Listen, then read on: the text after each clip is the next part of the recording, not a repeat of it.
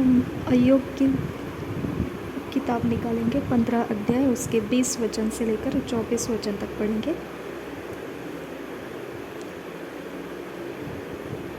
दुष्ट जन जीवन भर पीड़ा से तड़पता है और बलात्कारी के वर्षों की गिनती ठहराई हुई है। एक्चुअली ये वर्ड जो है ना, गिनती ठहराई हुई है, ऐसा नहीं है। इंग्लिश में थोड़ा डिफरेंट है। वहाँ पर ऐसा लिखा है कि ऑप्रेसर से ये वर्षों को छुपा के रखा गया है। ऑप्रेसर से वर्षों को छुपा के रखा गया है, इस तरह से लिखा है। ओके। और 21 वचन, उसके कान में डरावना शब्द गूंजता रहता है। कहाँ पर? उसके कान में। ठीक है, उसके कान में डरावना शब्द गूंजता रहता है।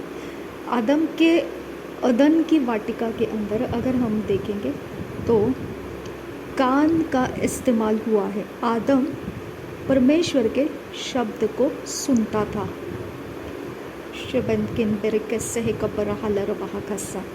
ओके, कान का इम्पोर्टेंस हमको समझ में आना है। ठीक है। अब दुष्ट जन जो है ना, उसका जीवन भर पीड़ा में तड़पना है। ठीक है। अब ये कोई परमेश्वर का वचन ऐसा नहीं कह रहा है, ये एक इंसान अय्यूब को सिखा रहा है। अय्यूब का ये दोस्त है और ये दोस्त अय्यूब के अवस्थाओं को देखकर उसके ऊपर ये बता रहा है। ठीक है। अब ये ज्ञान किसका है आपको बताती हूँ। ये ज्ञान 17 वचन 18 वचन में दिया है। मैं तुझे समझा दूंगा, इसलिए मेरी सुन ले। जो मैंने देखा है उसी का वर्णन मैं करता हूँ। वे ही बातें जो बुद्धिमानों ने उस अपने पुरखाओं से सुनकर बिना छिपाए बताया है। यानी कि ये बुद्धिमान लोग रहा करते थे, पुरखाओं के बीच में रहा करते थे, जिनको बुद्धिमान कहा गया था। ओके, बुद्धिमान तो कहा गया है, लेकिन बुद्धिमान उस तरह का नहीं जो परमेश्वर के वचन के द्वारा बुद्धिमान होता है, वैसा नहीं, बल्कि रोमियो के पत्री में लिखा गया है, इन लोगों ने सृष्टि के अंदर मुझे देखा, लेकिन मुझे धन्यवाद करना छोड़ दिया। सृष्टि की वो अर्चना करने लगे। ओके, सृष्टि को वो भजने लगे। ठीक है। तो मैं परमेश्वर हूँ, लेकिन मुझे छोड़ दिया और मैंने बनाए हुए सृष्टि के पीछे चले गए, वो वाले बुद्धिमान। ठीक है। रात को चांद हमको ज्ञान सिखाता है।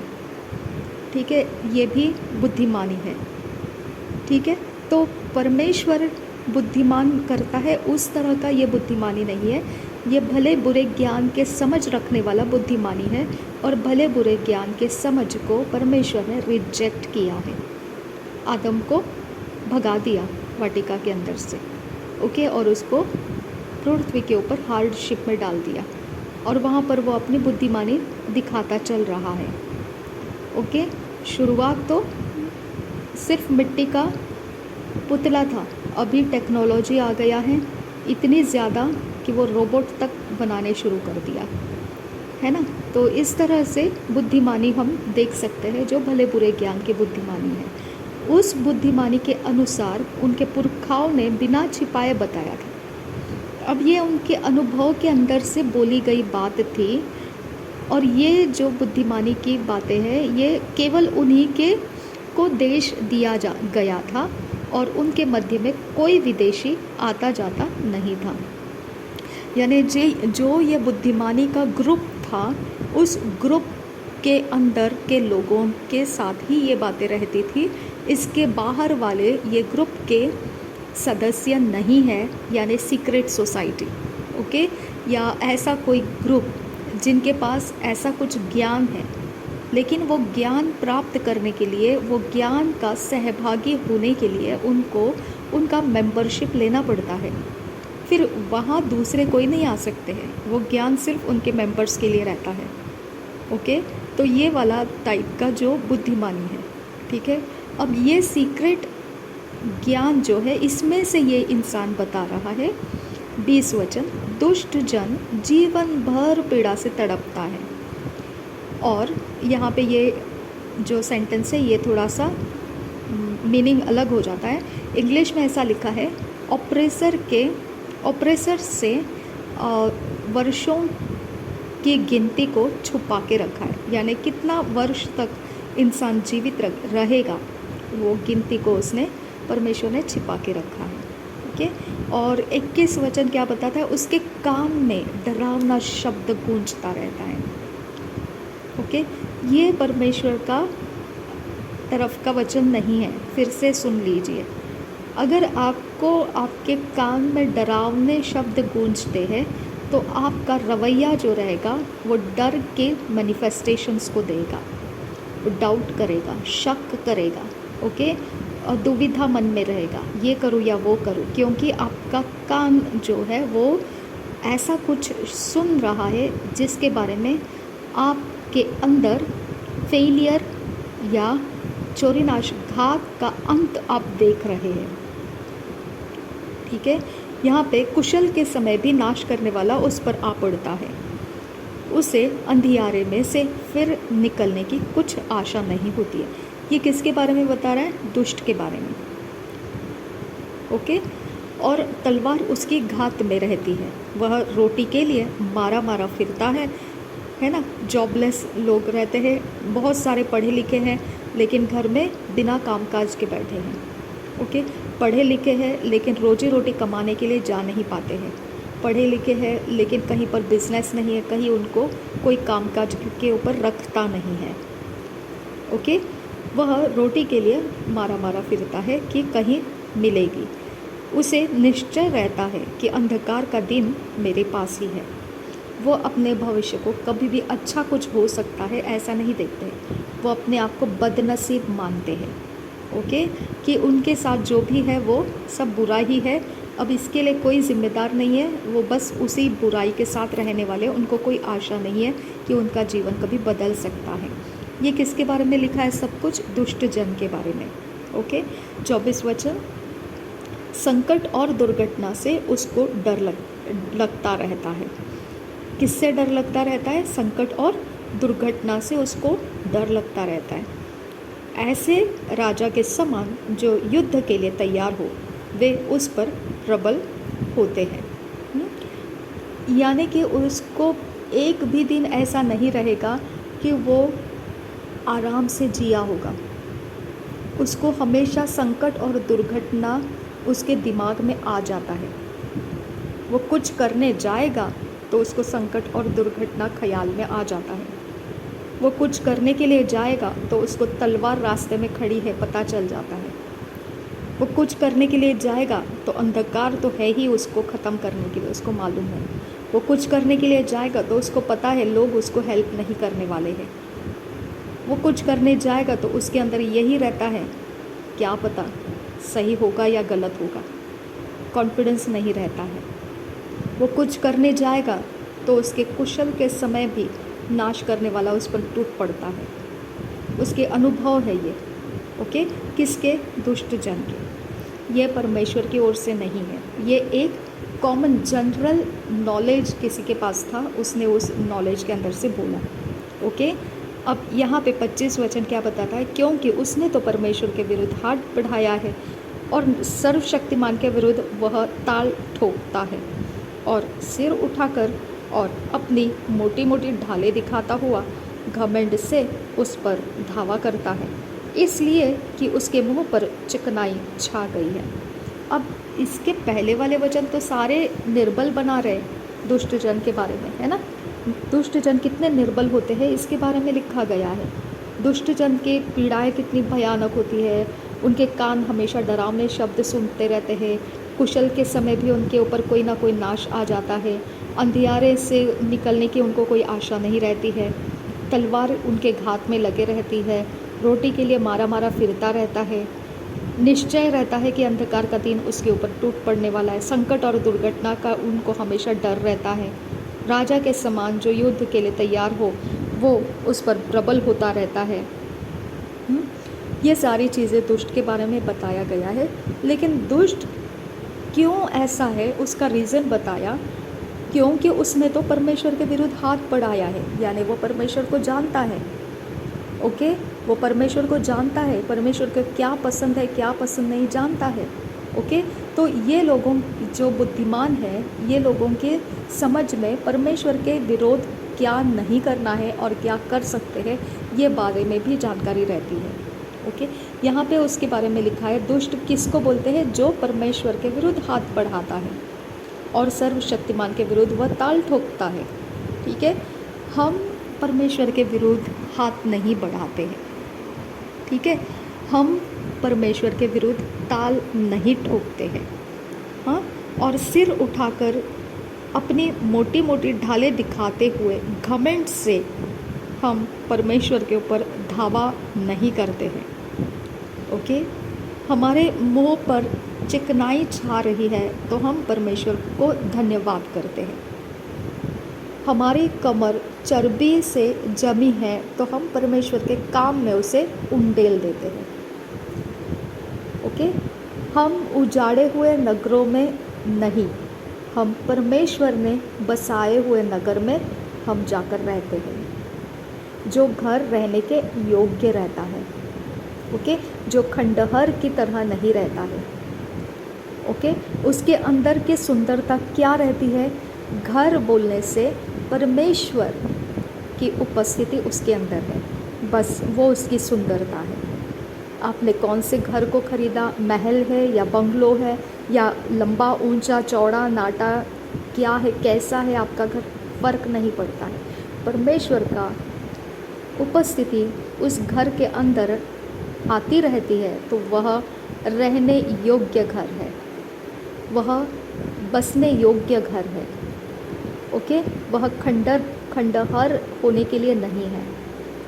ठीक है, इस तरह से दुष्ट लोग अगर करेंगे, परमेश्वर के विरोध में कुछ करेंगे, हम वैसा नहीं कर रहे हैं।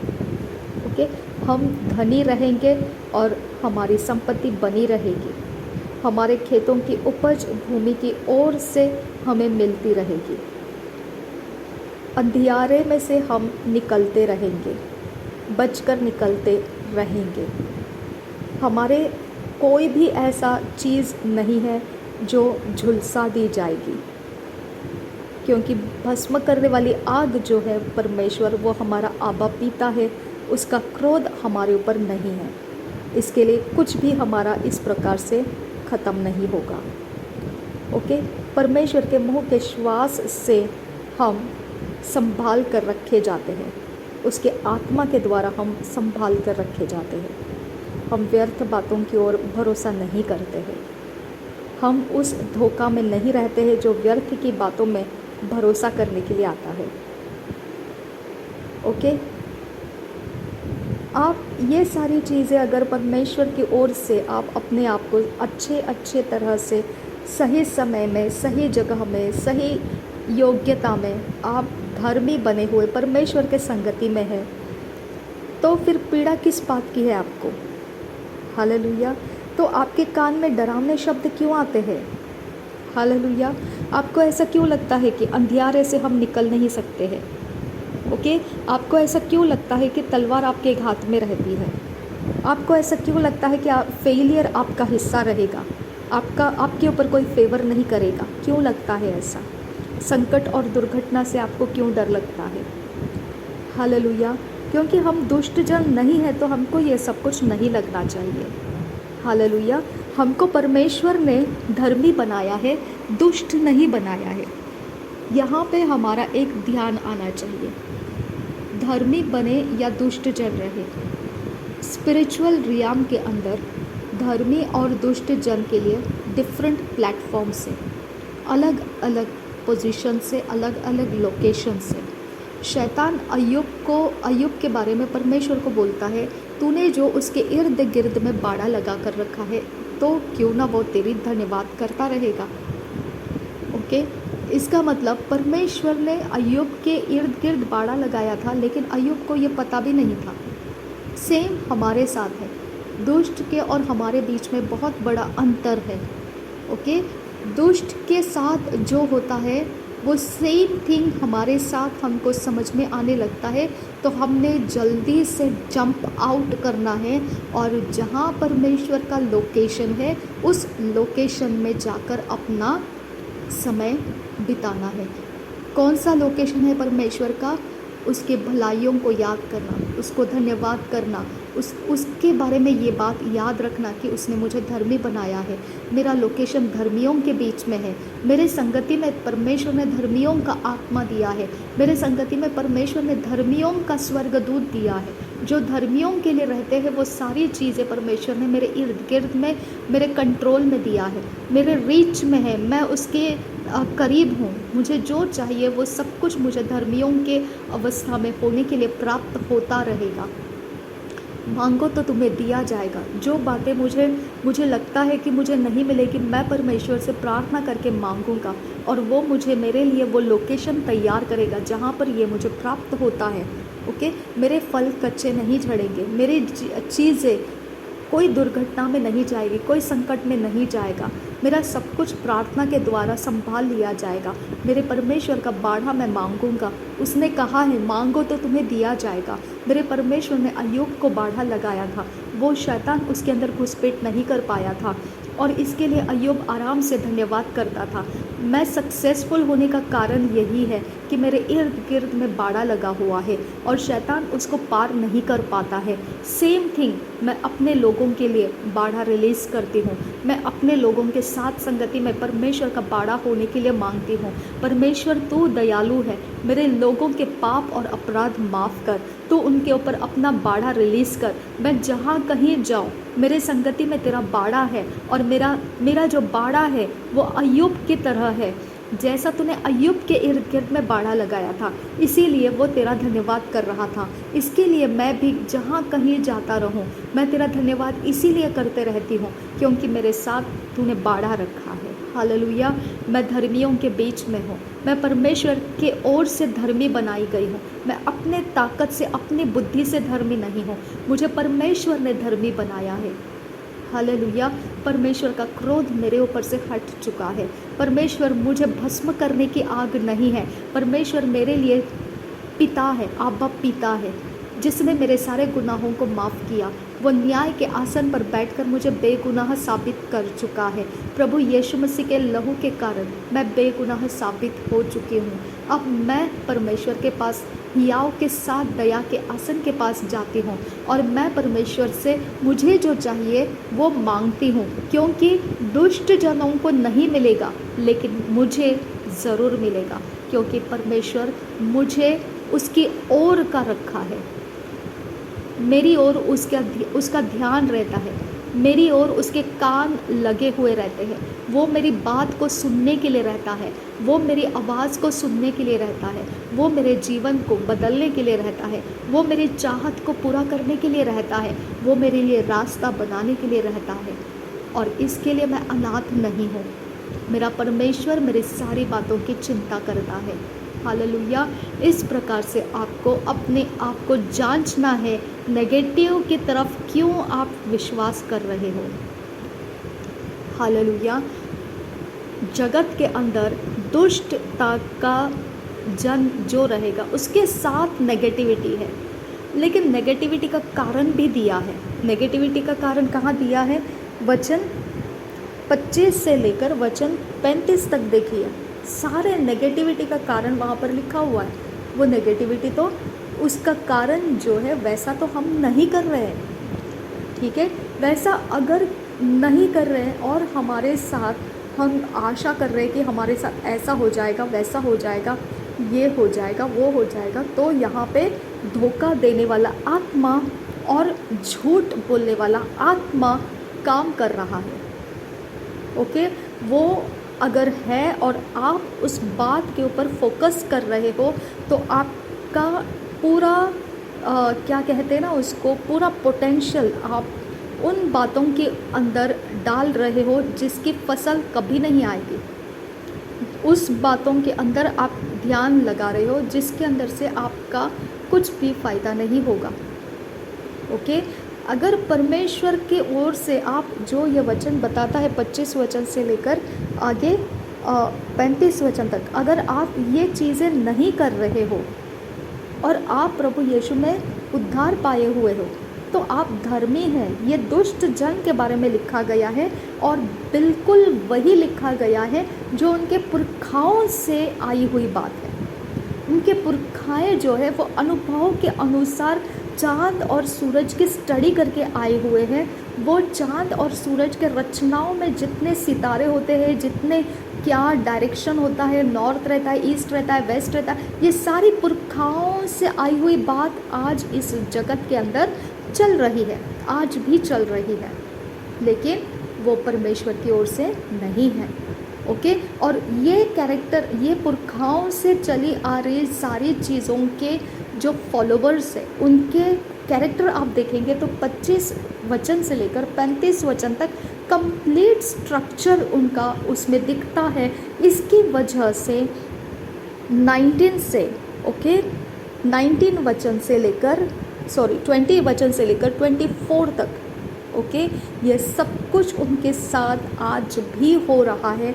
इस समय भी at present, now present time में भी उनके जीवन की यही कहानी है। 19, 20, 21, 22, 23, 24, ये उनकी कहानी आज के डेट में, इस समय, इस पल में, इस सेकंड में भी आप उनको इसी अवस्था में देखेंगे, क्योंकि वो 25 से लेकर 35 तक का वचन ऐसा ही जी रहे हैं। हालेलुया। तो अगर आपके साथ ऐसा होने लगा, तुरंत अपने आप को उस एरिया ऑफ लाइफ के अंदर से निकालो बाहर। कैसे निकालना है? दुष्ट जन जीवन भर पीड़ा से तड़पता रहेगा। क्या आपको पीड़ा लगती है? क्या आपको लगता है कि आप पीड़ित हैं? क्या आपको लगता है ऐसा कि दुख और दर्द बस मेरा यही निशाना है, बस मेरे लिए ज़िंदगी में और कुछ नहीं है? क्या आपको ऐसा लगता है? ओके, तो आप धर्मी हैं। और अगर यहाँ पर आपको ऐसा लगता है, आपको प्रार्थना में उतरने की ज़रूरत है और परमेश्वर से मांगने की ज़रूरत है। ये दुष्ट जन का भाग है खुदा। क्या मैं तेरे साथ 25 वचन से लेकर 35 वचन तक जैसा लिखा है, क्या मैं तेरे साथ संगति में ऐसा हूँ? अगर ऐसा हूँ तो मैं मानता हूँ कि ये सब चीज़ें मेरे साथ होती है, इट्स ओके।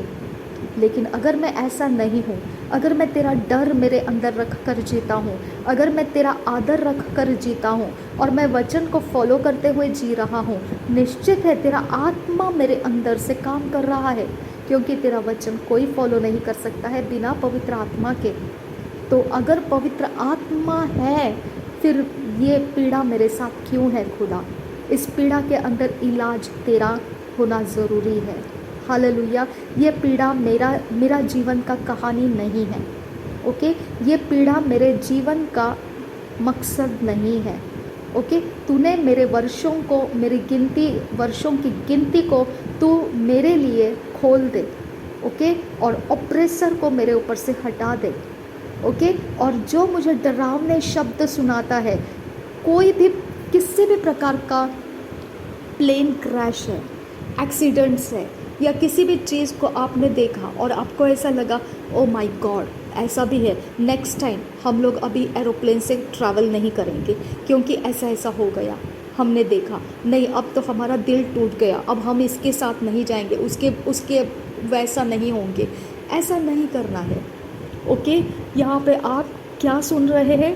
डर की गूंज सुन रहे हैं। 21 वचन में दिया है, डर की गूंज आपको सुनाई दे रही है। ओके, और आप अच्छा समय है तब भी डर के जिएंगे, खुशी का समय है, सेलिब्रेशन का समय है, तब भी डर के जिएंगे, क्योंकि आपका कान जो सुन रहा है वो परमेश्वर की आवाज़ नहीं सुन रहा है। आपका कान जो सुन रहा है, जो दुष्ट के लिए रखा गया है, उसकी आवाज़ आप सुन रहे हो। अगर दुष्ट के लिए रखी गई आवाज़ आपको सुनाई दे रही है तो आपकी जिम्मेदारी बनती है कि परमेश्वर से मांगना है, तेरा आत्मा का आवाज़ मुझे सुना और तेरे आत्मा के द्वारा जो होता है वो मुझे मैनिफेस्ट करके दे। कंपलसरी है, परमेश्वर तूने मेरे लिए मैनिफेस्ट करना है वो। ओके, अगर तू नहीं करेगा तो मेरे लिए कोई आशा नहीं है। ओके, तेरे संगति में चलने का मेरे लिए फिर कोई भी आसान रास्ता नहीं है। कोई मेरा आशा नहीं रख सकता है, किसी भी प्रकार से मैं आगे बढ़ने का कोई भी सोच नहीं सकता हूँ। अगर ये आवाज़ तूने मेरे साथ बनाए रखी तो मुझे तेरी आवाज़ चाहिए। ओके, और यहाँ पर हो जाता है एक्सचेंज कैसे हो जाता है? प्रभु यीशु मसीह ने जो क्रूस का बोझ आपके लिए उठाया, उसका लहू जो बहाया गया, वो बीच में आ जाता है। और वहाँ पर जो स्पिरिचुअलिटी है, जिस स्पिरिचुअलिटी में से आपको डर के शब्द सुनाई देते हैं, गूंज सुनाई देते हैं, वहाँ पर फाइट हो जाती है और वो स्पिरिचुअलिटी को हटा दिया जाता है और परमेश्वर का आत्मा वहाँ पर आ जाता है। और आप उस समय से लेकर परमेश्वर चाहता है उस तरह के सोच आपको मिलने लगते हैं। और उस सोच के साथ जब आप बढ़ने लगोगे, सक्सेस आपका हिस्सा रहेगा, प्रोटेक्शन आपका हिस्सा रहेगा, आगे बढ़ना आपका हिस्सा रहेगा, क्योंकि यहोवा के दासों का यही भाग होता है। वो मुद्दई होकर नालिश करने वालों के ऊपर जीत जाएगा, उसके ऊपर दुष्ट के हथियार काम नहीं कर पाएंगे। हालेलुया। तो आपके अंदर का हर प्रकार का कमज़ोरी, हर प्रकार के अंदर के आपके लैक ऑफ कॉन्फिडेंस, आपके अंदर का जो भी एरिया ऑफ लाइफ है, वो आवाज़ आपको गूंज आपको सुनाई देगी तो आप आगे नहीं बढ़ पाएंगे। आपके कमज़ोरियों के ऊपर आपने परमेश्वर के आत्मा का आवाज़ लेकर उस गूंज को आपने अपने अंदर से दोहराना है, नहीं तो आप आगे बढ़ नहीं पाएंगे। प्रभु यीशु मसीह हम सबके साथ बना रहे। आमीन, आमीन, आमीन।